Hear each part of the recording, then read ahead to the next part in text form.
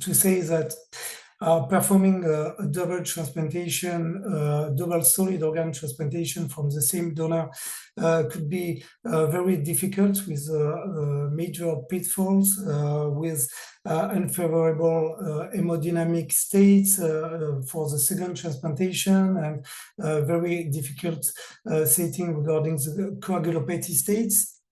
But all of these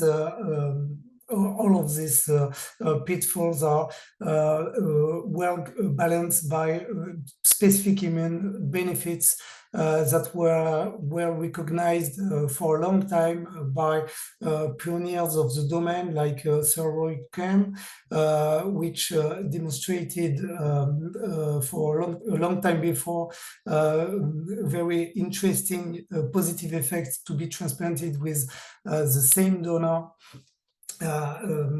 for one or more combined transplantation. So how can we explain these differences and the benefits according by multiple transplantation?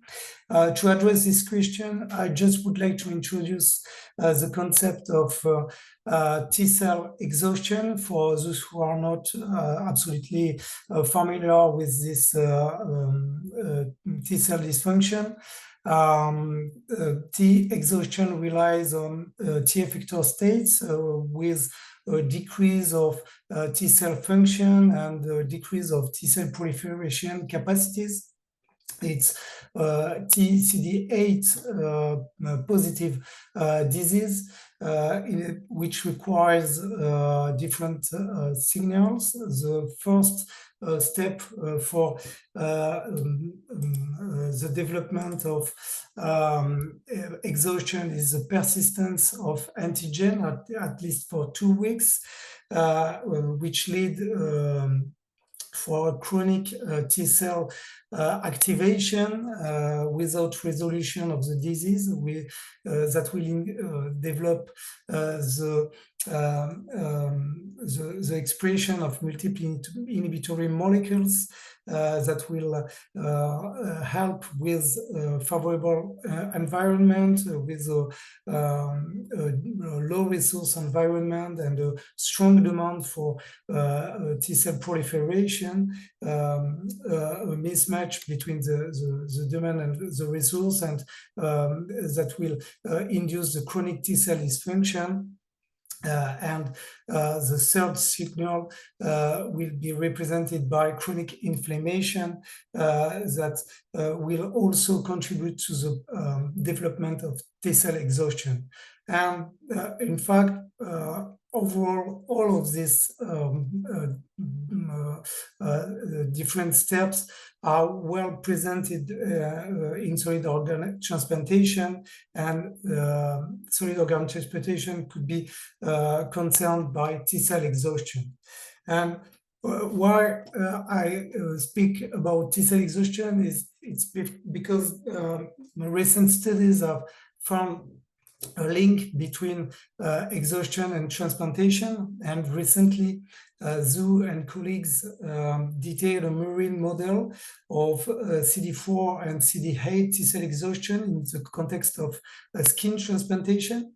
They used a minor mismatch model with black cis mice without immunosuppressant. And the authors interestingly found that mice that were treated with large size skin transplants presented a better outcome comparing with mice that received a small size skin transplant. And interestingly, they investigate the role of exhaustion in the context, and they found that CD8 T cells, circulating CD8 T cells from mice that received large size skin transplant and better outcomes, presented a T-cell exhaustion signature with PD-1 positive and PD-1 positive CD38 positive T cells. And they also demonstrated similar results with CD4 positive T cells. In fact, they developed a very elegant model to explain that.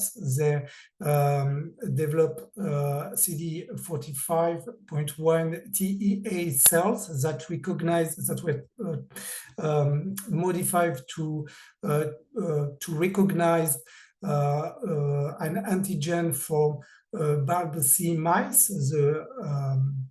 the EA alpha antigen, and they transferred the TEA cell in mice, and next transplant these mice with skin transplant from bulb C mice. And to compare the results, they use another model with TEA cells that were transferred to other mice that express a large quantity of ER alpha antigen that will lead to exhaustion for these TEL cells.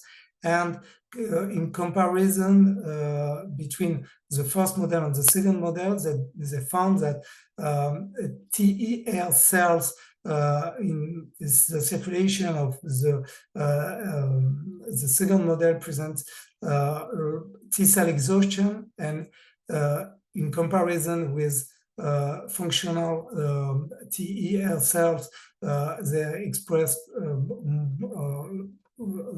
large quantities of LAG3, PD1, and TOX, which is